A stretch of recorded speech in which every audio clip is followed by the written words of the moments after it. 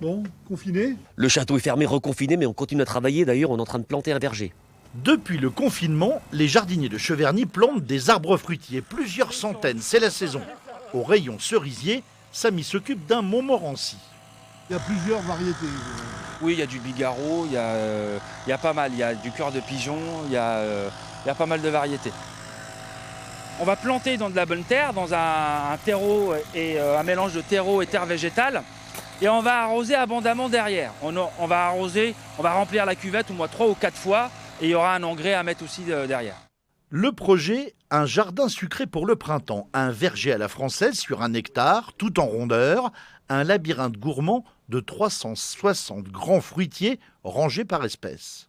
Ici, ça doit être des mirabelles avec plusieurs, donc du coup prunus, plusieurs variétés, il doit y en avoir 5. Qui bordure l'allée, donc on a des poiriers en cordon et sur la droite on a des figuiers. Quand on plante un verger, on sait qu'on peut avoir une première récolte de fruits qui ressemble un petit peu à quelque chose, pas avant 2-3 ans. Donc on est toujours dans un très très long terme. Penser à demain, aux fleurs, aux fruits, oublier le présent ou l'occuper pour garder l'espoir. Tous les jours, on se dit peut-être que demain, on pourra ouvrir. Alors, au lieu de rester enfermé avec aucun projet, on se dit de toutes les façons, il faut faire en sorte d'envisager qu'au moins on puisse ouvrir pendant les vacances de Noël.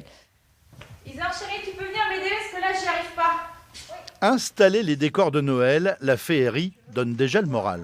L'idée, c'est que les visiteurs en aient plein les yeux, qu'on ait ce waouh en rentrant et tout au long de la visite, extérieure ou intérieure. Et ça fait du bien aussi à celui qui le fait. Et ça fait beaucoup de bien à celui qui le fait aussi. Cheverny se tient prêt pour l'avenir, pour demain, au cas où.